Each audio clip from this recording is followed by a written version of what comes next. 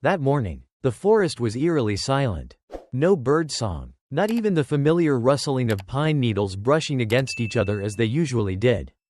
The towering treetops barely stirred in the light breeze, and the ground remained damp with mist. The first rays of sunlight filtered through the leaves, casting thin, silky beams onto the narrow path behind the wooden cabin, the path Michael walked every morning like a quiet ritual. No one knew exactly why a former Marine had abandoned the world to live alone in the deep woods. Only the townspeople across the hill occasionally caught glimpses of him, silent, unshaven, moving with the heavy gait of someone still carrying an old military rucksack on his back. Michael had survived bullet storms in Afghanistan, the names etched into headstones, and nights where sleep came only between bursts of gunfire and screams. He never spoke of the past, but every step he took on this pine-scented trail seemed to be a way to hold on to a part of himself, the part that hadn't vanished with all he'd lost. Something felt different this morning. Not because there was sound, but because there wasn't. Michael stopped in the middle of the trail, his palm tightening around the small knife at his belt. A strange scent drifted into his nostrils, overpowering, sickly sweet, chemical, so sharp it made the skin on his neck prickle. And then he saw them. Around the bend, where two large roots met, lay 9 black trash bags strewn carelessly as if someone had tossed them off a moving truck. The glossy black plastic was smeared with mud, some bags were torn open, others still bulging. In this pristine forest, sacred and untouched, they looked like foreign bodies. Grotesque, violent. Michael approached. The chemical stench grew thicker, nearly unbearable. He tilted his head, and his heart clenched when he saw it. A leg stuck out from one of the bags, a dog's leg. Silver-furred, trembling. He didn't remember when he dropped to his knees. The hand that once trembled under enemy fire now moved with strange gentleness as it touched the torn plastic, brushing aside wet fur matted with blood. The leg still twitched, warmth lingering and shooting up his arm like a live current. He tore the bag open with his knife. Inside was a young shepherd dog, emaciated, foaming at the mouth, eyes rolled back, body convulsing from poisoning. The chemical smell hit him like a punch of memory. A comrade's voice echoed in the gunfire. "Get him out of there. No one gets left behind. No one." Michael began tearing into the other bags. He didn't know how long it took. 10 minutes? An hour? All he knew was that by the time he opened the last bag, his knees were sunken in mud, surrounded by 9 tangled bodies in dead leaves and blood. Some were unconscious. One was already cold. The smallest let out a faint whimper, then fell silent. But 6 were still breathing, weak, ragged, but not gone. They looked at him, eyes cloudy from toxins, still searching for something, a reason to believe, a sliver of safety. And in that moment, Michael knew he wouldn't leave them behind. Not a single one. The forest wind began to howl louder, carrying the chemical odor in bursts. In his arms, the trembling body of the first dog convulsed violently. Michael wrapped his coat around it, cradling it like a child, boots sloshing through the mud as he made his way back to the truck. The race against death had begun. Michael's old truck groaned like an aging beast awakened in the middle of winter. Only after the second turn of the key did the engine roar to life, coughing out a thin plume of smoke behind it. He no longer had time to check each dog. He didn't know which ones were still breathing, which had slipped away. All he knew was that each small body, soaked, bloodied, reeking of chemicals, was now wrapped in old towels, military shirts, and scraps of blanket he'd found on the backseat.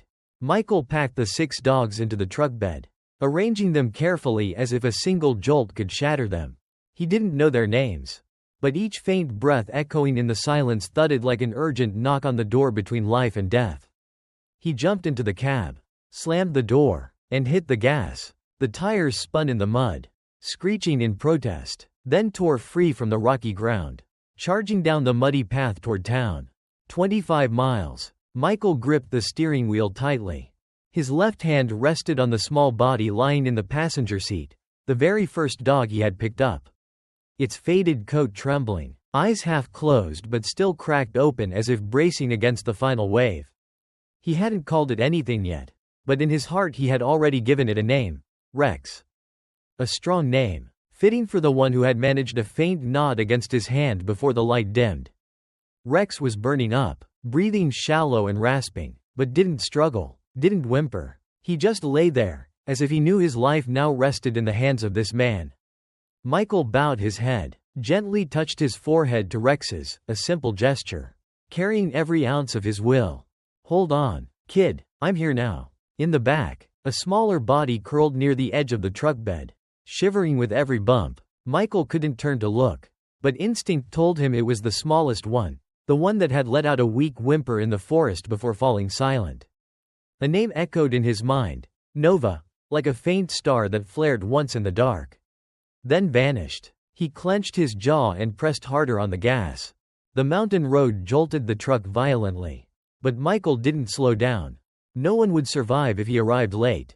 20 miles. The wind lashed the window like a whip, striking his cheek, but Michael didn't feel cold.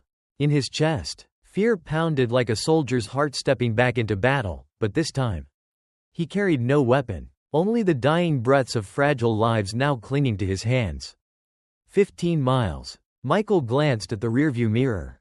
In the dim light, he saw 3 dogs lying still, but still breathing. Faintly, but real. One of them, the largest, was foaming at the mouth and twitching slightly. He would call that one Bruno, like a giant warrior with a fire-forged heart. Next to it, one didn't close its eyes, just stared upward, cloudy, but not exactly afraid. He silently named it Kaiser, the Silent King. 10 miles. Michael's eyes were bloodshot, sweat soaking through his shirt. His left hand still pressed against Rex's burning belly, like a dying ember. At one moment, Rex convulsed, letting out a weak rasp. Michael nearly broke. No, don't you give up on me. Kid, not you. He drove with one hand, the other pressed to Rex's chest, feeling every faint heartbeat, like a countdown clock ticking away a life. 5 miles. The town peeked out behind the trees. The red roof of the vet clinic came into view, a little house standing on the edge of an invisible battlefield. Michael slammed on the brakes. The truck skidded a long way before stopping. He flung the door open and jumped out as if death itself was chasing him. No breath, no thoughts. He lifted Rex in both arms, as if carrying a wounded brother from the trenches, and sprinted into the clinic. Inside, Lily Morgan looked up from the medicine counter. Her face froze when she saw Michael, hair disheveled, sleeves stained with blood, eyes blazing like someone who had just returned from hell. Lily. 9 dogs. 6 still alive, in the truck. Michael's voice broke. Lily didn't ask a thing. She just said one word. Go. And they ran together. In less than a minute, the quiet veterinary clinic had turned into a battlefield. Lily, with the reflexes of a doctor seasoned in emergencies, shouted for her 2 assistants while flipping on all the lights in the treatment area. The heart of the clinic now beat in rhythm with rushing footsteps. The rattle of stretchers, the clang of metal trays, and breath quickening like war drums. Michael carried Rex in first, his body still burning hot, fur matted with blood, eyes barely open as if clinging to consciousness by the last thread. He placed Rex on the cold metal table, his palm refusing to leave the dog's chest for even a second. Lily inserted an IV, hooked up fluids, placed a tiny oxygen mask over Rex's snout, her hands trembling but precise. Shallow breathing, irregular heartbeat. Michael, I need a list of suspected toxins. I don't know. Just smelled a heavy sweet odor, like ethylene glycol. Lily didn't respond. She just clenched her jaw and signaled, next. Michael returned to the truck. He carried each dog in, one by one. Bruno, heavy and trembling violently. Kaiser, silent, but his eyes still shifting faintly. Nova, the smallest, limp like a wet rag. Astra, front legs seemingly broken, whimpering softly. Shadow, shivering, curled up like a crushed leaf. All 6 dogs were placed on 6 separate tables, each one a battleground of its own. Lily and her 2 assistants spun like tops. IVs inserted. Blood pressure measured, heart rates checked, defibrillators readied. Sometimes, a single wheeze or twitch sent all hearts racing. Michael didn't just stand by. He stood between 2 tables, one hand on Rex, the other holding Nova, the smallest, whose breathing was fading with every beat. He said nothing, but the way he touched them, with hands calloused and hardened, yet impossibly gentle, said it all. Along, Continuous beep rang out. Everyone froze. Nova. The heart monitor showed a flatline. Lily shouted, "CPR. Now." An assistant rushed over, using 2 small fingers to compress Nova's chest, softly, but steadily. Michael stood still, as if stabbed in the heart. He had seen this scene before, 5 years ago. But not with a dog, with a soldier named Eli. Bright lights blazed, the air thick with antiseptic. Blood and sweat. Machines screamed. Rex gasped. Bruno convulsed. Astra let out hoarse whimpers in waves. Then Lily's voice rang out, not as a command, but like a verdict. Nova didn't make it. Michael bowed his head, hands still clutching Nova's paw as if refusing to believe it was over. A soldier can't save everyone. But that doesn't make death any lighter. Before the pain could settle, another long beep pierced the air. Kaiser. Heart stopped. Movement slowed. No more thumping. No more breath. We did all we could.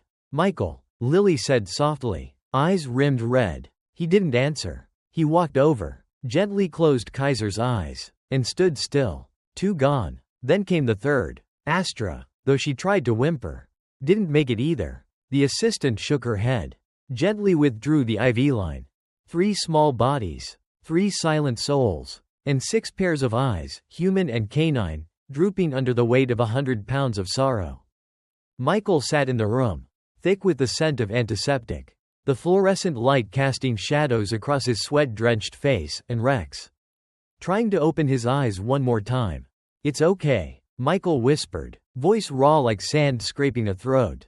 "You're not alone anymore." Lily stepped forward, resting a hand lightly on his shoulder. 3 didn't make it, but the other 3, if we monitor closely, they still have a chance. Michael didn't look up. He only pressed his forehead gently to Rex's, just like he did in the forest, and whispered something only Rex could hear. In that small room, death had come and gone, but hope still lingered, in shallow breaths, and in the hands of a man who had lost too much to ever allow himself to give up. The next morning, gray clouds blanketed the forest. It didn't rain, but the air was thick, cold, like passing through a graveyard not yet covered in grass. Inside the wooden cabin, Michael laid down old towels on the floor, stacking them into small nests. 3 small bodies, Kaiser, Nova, and Astra, had been wrapped in white cloth by Lily and placed in a windless room behind the clinic. The 3 remaining souls lay around him, Rex, Bruno, and Shadow, each bearing not just the wounds of poison, but the silence of beings who had skimmed the edge of death. Michael knelt. He no longer wore his old uniform, but still kept the marine scarf tied around his neck, like the last thin thread connecting him to a part of the past he could never let go. He placed his hand on Rex first. Still those eyes, light brown, weary, yet watching him like a faint, pleading signal for help. "You're Rex," Michael whispered, his voice a vow. "Not because you're a king, but because you were the first flicker of life I lifted from that pile of garbage. If you're still breathing, I'll keep fighting." Rex didn't respond, but his ear twitched slightly. Eyes blinked once, enough to make Michael choke up.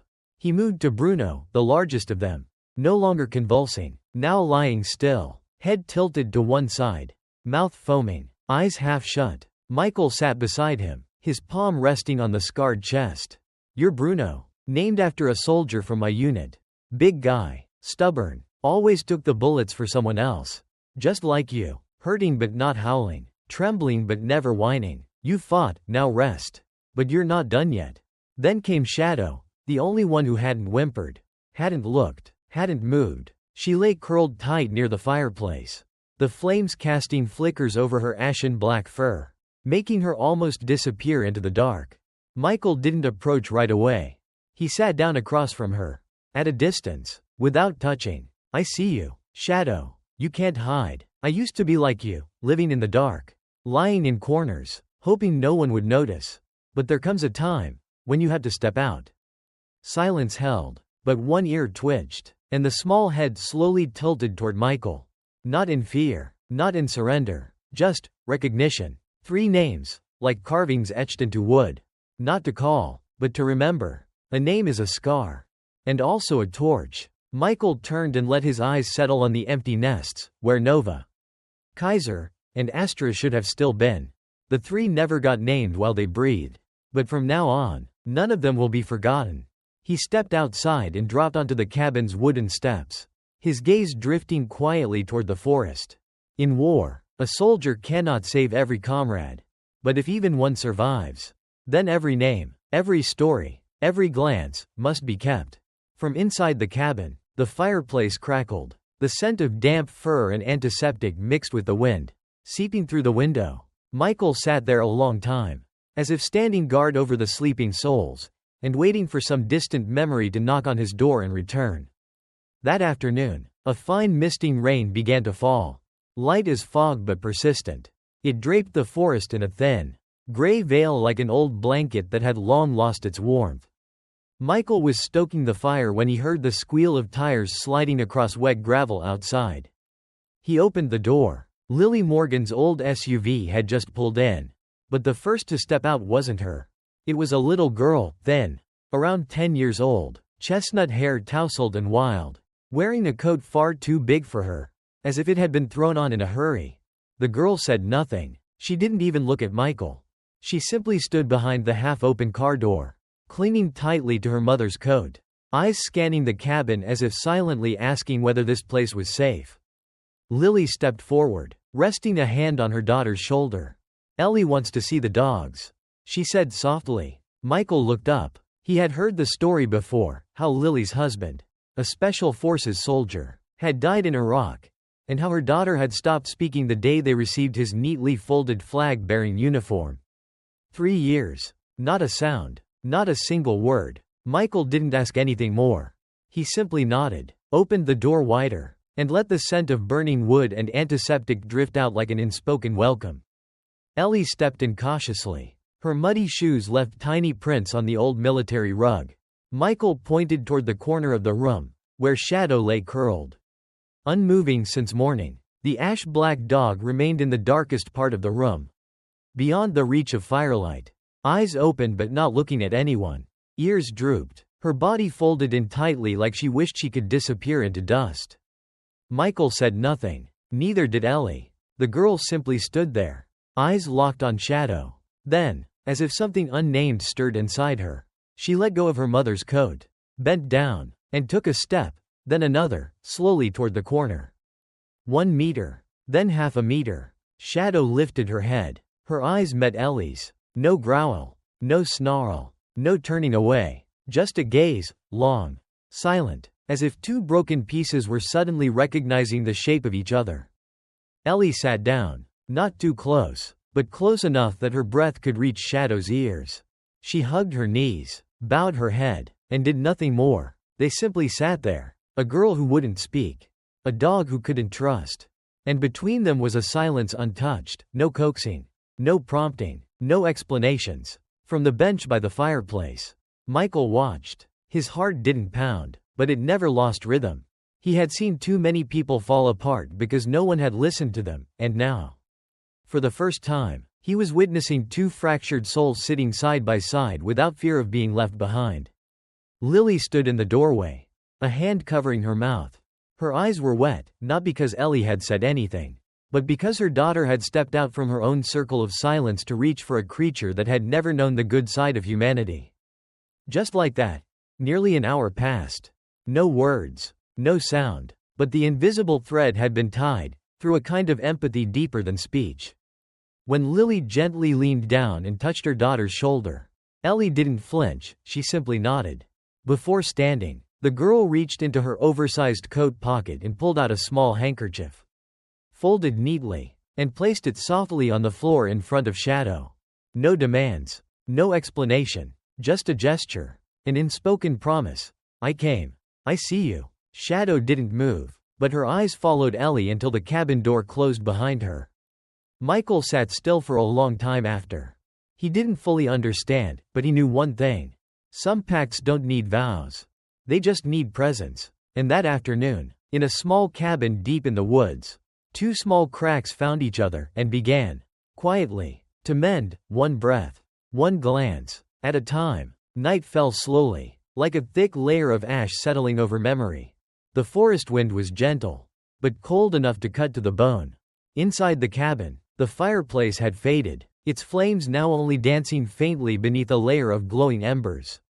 Michael wasn't asleep. He sat on the old wooden chair by the window, eyes unblinking, tracking every small movement of the three surviving dogs, Rex, Bruno, and Shadow. Each labored breath they took was like a question still waiting for an answer. Out there, the forest still hadn't finished telling what it had kept hidden. Around midnight, when dew had begun soaking the windowsill and the pale moonlight touched the muddy yard, Michael heard a rustle, not loud, but strange. He stood up abruptly, carrying no weapon. He didn't need one. There was something in that sound that made his heart skip, not from fear, but from a painfully familiar feeling. He opened the door. The wind hit his face with the scent of rotting earth, old blood, and something heavier, life being dragged from a mass grave. At the edge of the forest, in the dim light, a dark figure limped forward, step by step. Its front legs trembled, its hind legs barely lifted off the ground. Around its neck was a rusted chain collar, the tiny spikes embedded deep into raw flesh, blood streaking down in dark trails. Michael froze. He couldn't believe it. Phoenix, the dog he'd thought was the ninth one, the one that was dead. But no, it was alive, or at least trying to be, dragging itself forward, collapsing with each step as more blood soaked into the earth from its neck. Michael didn't shout, didn't call. He knelt down, arms wide open. I'm here. It's okay now. You made it. No one's going to hurt you anymore. Phoenix stopped, lifted its head, eyes burning red with exhaustion. But inside them, a flicker still alive, a soul not yet extinguished. It looked at Michael, not begging, not afraid, just asking with its eyes, "Is this really a safe place? Are you truly the one who won't leave me behind?" Michael nodded, tears sliding down his cheeks. Phoenix collapsed right in front of him, its body folding into the mud. Michael rushed forward, wrapping his coat around the dog, blood soaking through the fabric so fast he felt it seep into his chest. He didn't know how Phoenix had survived, didn't know how it had found its way back, but it had returned, just like he had, back from death with something unresolved still burning inside. He carried Phoenix into the cabin. In the dying firelight, the three other dogs opened their eyes. Rex lifted his head. Bruno let out a soft groan. Shadow stayed silent, but none of them barked. They recognized Phoenix, not by scent, not by shape, but by the shared pain that stirred again in that room. Michael laid Phoenix down beside Rex, where the fire could still give a little warmth. His hands trembled as he removed the rusted collar from its neck. Blood poured out, but Phoenix didn't cry, just glanced up at him, with a look that wasn't pleading, but full of absolute trust. "You're Phoenix," Michael whispered, "not because your fur's the color of flame, but because you died, and still came back. No one has the right to throw something like that away." Hours later, when Lily arrived, Phoenix had already been given fluids and bandaged. She didn't ask what had happened. She just looked at Phoenix, then at Michael, and said softly, "You know it didn't come back for no reason, right?" Michael nodded. He knew. Phoenix hadn't come back just to survive. It came to show the way, to lead Michael to where it all began, and to a truth still buried. A path yet to be uncovered. A mark not yet revealed. And now, the extinguished flame would burn again, in the body of the one who refused to die, to tell the world. Some souls will not be forgotten. The next morning, dawn was as pale as thin smoke drifting across the forest. The light wasn't strong enough to chase away the mist, only to quietly remind the world that a new day had arrived. Even if, within, the night had yet to end. Michael stepped out onto the cabin porch, coat unbuttoned, hands still stained with dried blood from the night before. On the wooden floor, Phoenix lay still, head resting gently on its front paws, eyes half closed but ears alert, listening, wary, as if only pausing between battles, never truly allowed to sleep. Michael didn't need to call. Phoenix opened its eyes the moment he stood there. And without a bark, without a whimper, it rose, slowly, but firmly, then turned its head toward the forest. Just once, then began to walk. Michael understood. He followed. No words, no leash, no commands. Just a soldier walking behind a surviving soul, returning to the battlefield. Phoenix led him deep into the forest. There was no clear path. The trail buried under thick leaves and rotting branches. Every step tore Michael's pant legs. But he didn't stop. Over 20 minutes later, they arrived at a strange clearing. A patch of ground flattened as if crushed by heavy wheels. No grass grew. No birds sang. Only scattered stones remained, like the remnants of something once built, then violently destroyed. Phoenix stopped. Its black eyes scanned the space quietly, then scratched at the earth with one front paw. Michael knelt. The soil was soft, the scent of decay unmistakable. And something else. Something painfully familiar. Chemicals. And blood. He dug gently. Not even 8 inches down. Rusted chain links appeared, twisted iron nails, and a scrap of black plastic stained dark red, chemical bags.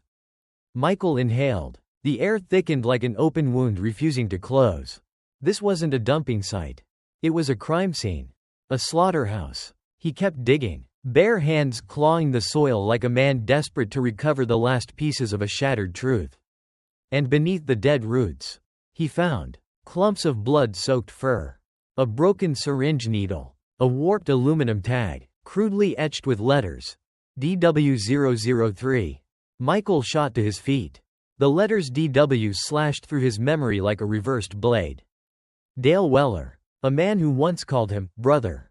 A man who had marched beside him through fire and bullets. A man who once swore to die for justice. And now, the one running to hell for dogs. The one who poisoned them, sealed them in trash bags, and dumped them in the woods like nameless corpses.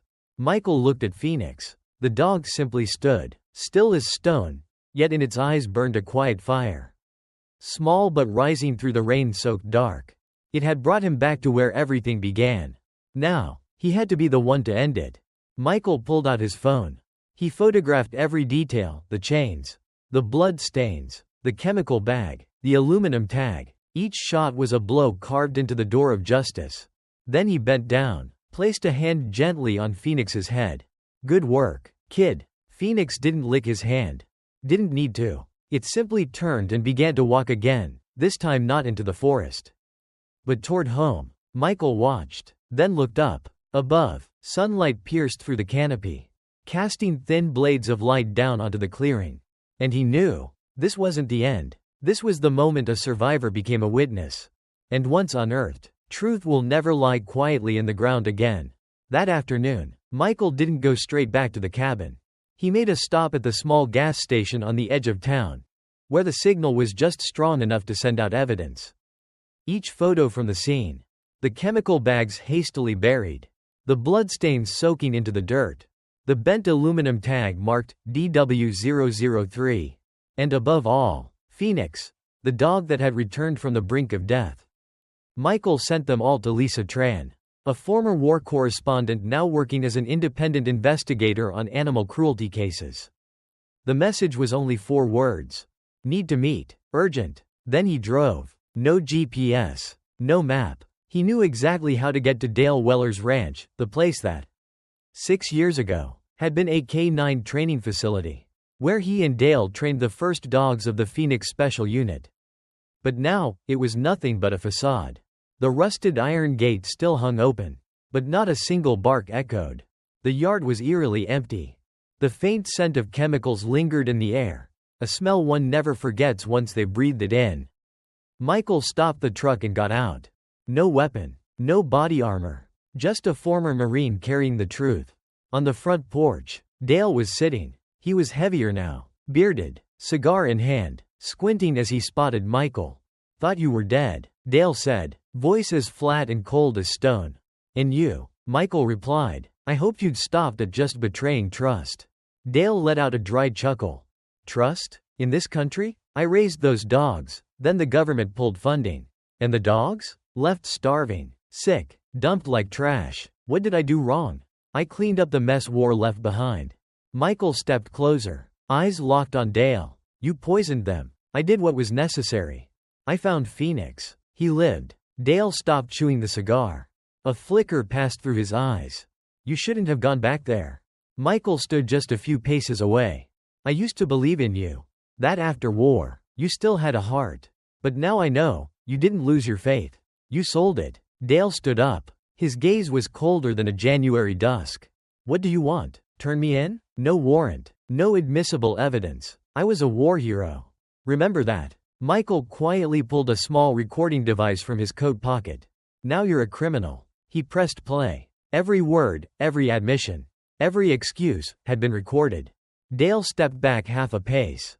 You wouldn't dare. I once didn't dare to kill, until I had to. No one moved. No one drew a gun. But the silence between them was more explosive than any battlefield blast. Michael turned away. I won't kill you. I'll let you live, with the barking in your head every night. The voices of the beings you called collateral damage. Dale didn't respond. He just stood there, alone, like a statue in a forgotten barracks. Michael walked away from the place that had once been the home of the Phoenix unit. But this time, he carried justice, not memories. And as he approached the truck, Phoenix sat waiting under a tree's shadow, eyes tracking his every step. As if the dog had always known. It was Michael who had to close this chapter. Not with bullets, not with blood, but with a truth that could no longer be denied. 3 days later, the video was posted online. No ads, no clickbait title, just a 7-minute clip, edited by Lisa Tran from photographs, audio recordings, and a voiceover delivered in her low, gravelly voice, like stones shifting beneath a stream. The video opened with footage of Phoenix, emerging from the forest. Neck bleeding, body emaciated, but eyes still staring straight ahead. Lisa's voice spoke. He was once a soldier. He once saved lives. But then he turned his weapon, not on the enemy, but on the very beings who had been loyal to him until their final breath. Next came images of the scene.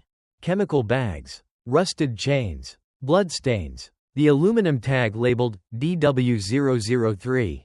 And finally, the chilling dialogue between Michael and Dale, word for word. Uncut. Viewers weren't just angry. They were outraged. Comments flooded in by the second. I cried. Phoenix isn't just a dog. He's living proof of betrayal. We build statues for heroes. But do we ever ask what they did after they came home? Dale Weller must be prosecuted. Immediately. The hashtag justice for Phoenix trended to the top of Twitter within 5 hours. Major news outlets ran headlines in unison. Several veterans who had once served alongside Dale even posted public apology videos, admitting they had heard rumors about the ranch but never had the courage to investigate. Lisa called Michael at midnight. You've unleashed a storm, she said, her voice thick with emotion.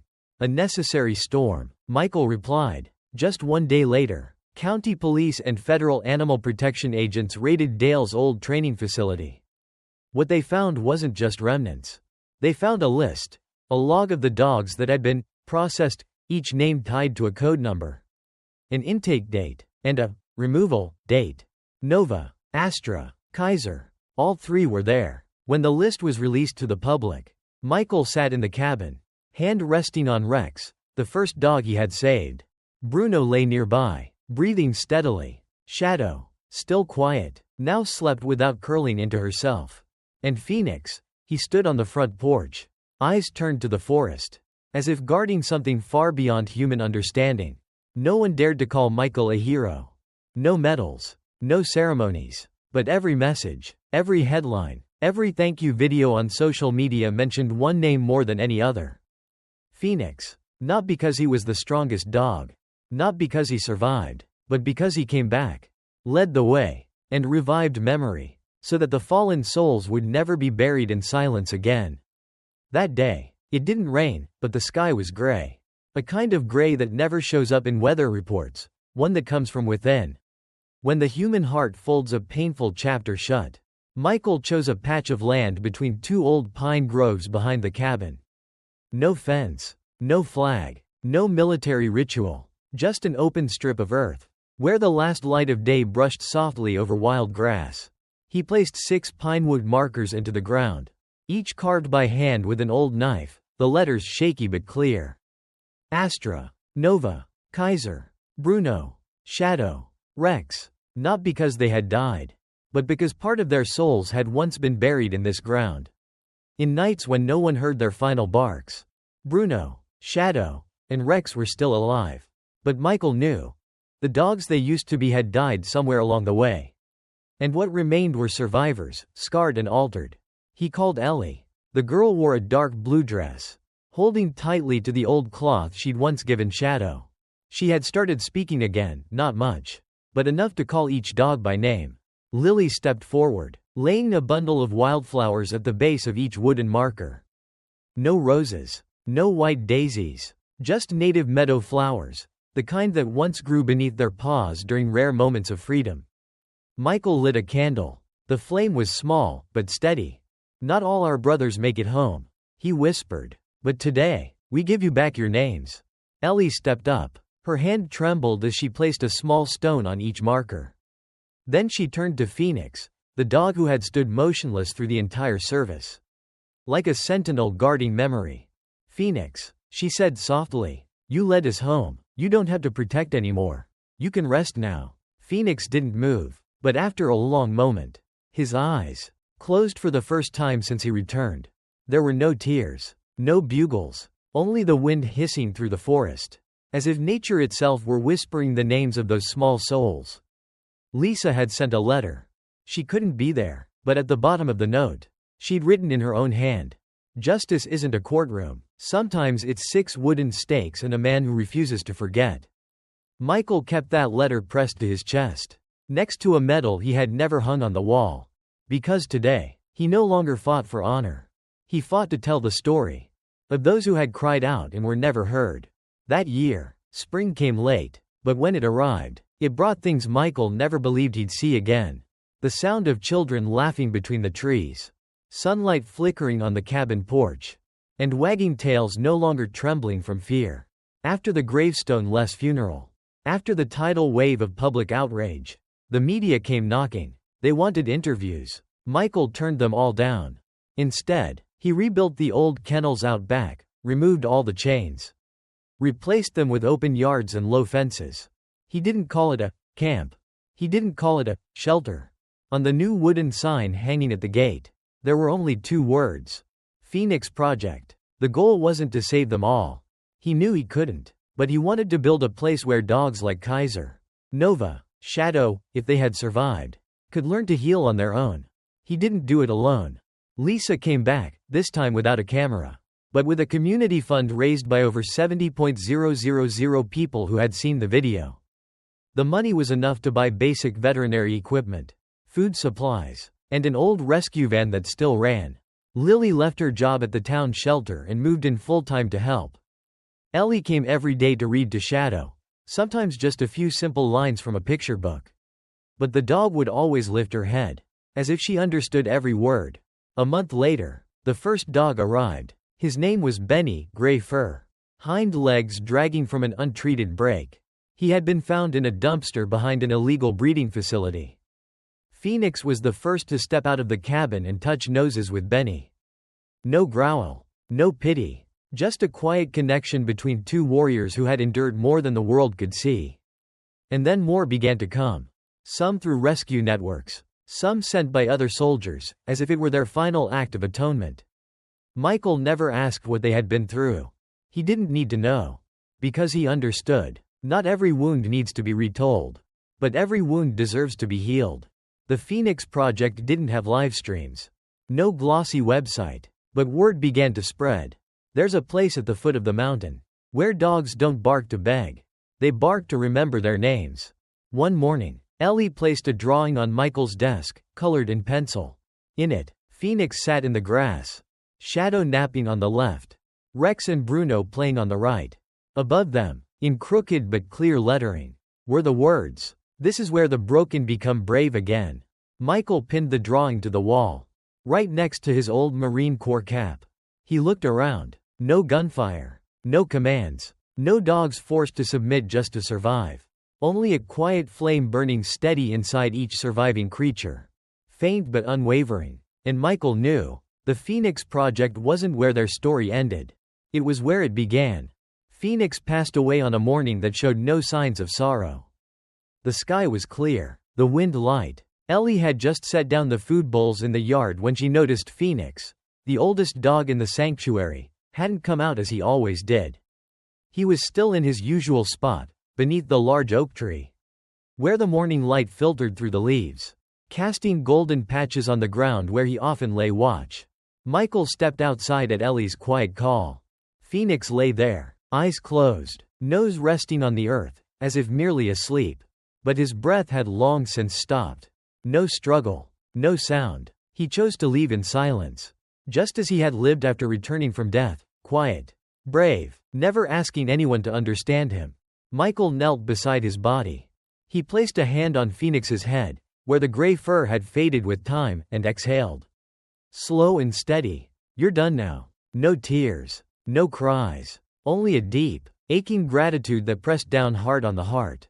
Phoenix's farewell was not grand. But the entire sanctuary, from dogs with broken legs, missing limbs, blinded eyes, remained still that entire afternoon. As if they knew, the old guardian was no longer there. Michael buried Phoenix beneath the oak, where he had chosen to rest in his final years. He didn't carve a name into the stone. Instead, Ellie drew a small flame on it, colored in reddish-brown. The color of earth, the color of blood, the color of memory. Below it, in small lettering, "Still watching." A month later, a headline appeared on the front page of The Guardian. Title: Where Survivors Become Guides. The article didn't portray Michael as a hero. It told the story of Phoenix, a dog buried alive, returned from hell, and chose to stay behind to guide others out of the dark. The Phoenix Project became the first model officially supported by the government. A rehabilitation center for abused dogs. Run by veterans. Not commercial. Not for training. Just a place to heal. 3 years later, a second center opened in Texas. Then Colorado. Then a smaller branch near the outskirts of New York. But Michael never left the original place. He still lived in the cabin. Still woke early to make coffee, care for the dogs, and listened to Ellie read books aloud every evening. One day, Ellie asked him, "Uncle, if Phoenix hadn't come back, would you have gone looking for him?" Michael didn't answer right away. He looked out the window, where branches swayed gently in the afternoon light, and distant barking echoed like the sound of life carrying on, even after the guide had gone. "Probably not," he said, "because I didn't believe I was worth being found anymore." Ellie nodded, then smiled. Good thing Phoenix didn't think that. And she was right. Phoenix was never just a dog. He was memory resurrected, of loyalty that could not be broken. A symbol of those betrayed but never betraying themselves. A slow burning flame that never went out. A reminder to humanity that no soul is born to be discarded. Michael stood and stepped out onto the porch. The wind still moved through the forest. And if you listen long enough, you might hear the quiet footsteps of a watchful soul, still standing guard. There are stories that don't need applause. No medals. No millions of views. They only need one person to stop, quietly listen until the end, and carry something away with them. Phoenix. A name no longer just belonging to a dog, but a symbol for every soul that has ever been abandoned, buried, forgotten. He is a voice that needs no language. Eyes that never judge. Legs that still stand, even when the world says hope is gone. And Michael, a soldier who no longer wears rank, chose not to turn away from the dark. He didn't need to be a hero, because it was those very beings once deemed too far gone, who taught him that sometimes, survival itself is already a victory. If you're watching this video, if you've ever silently watched a frightened dog curl up in the street, remember this: you may not be able to change the whole world, but to one forgotten soul, you might be the whole world. Love, protect, and if you can, become the next flame. Because Phoenix never truly disappears. He simply transforms into the light in the hearts of those who still dare to believe in kindness.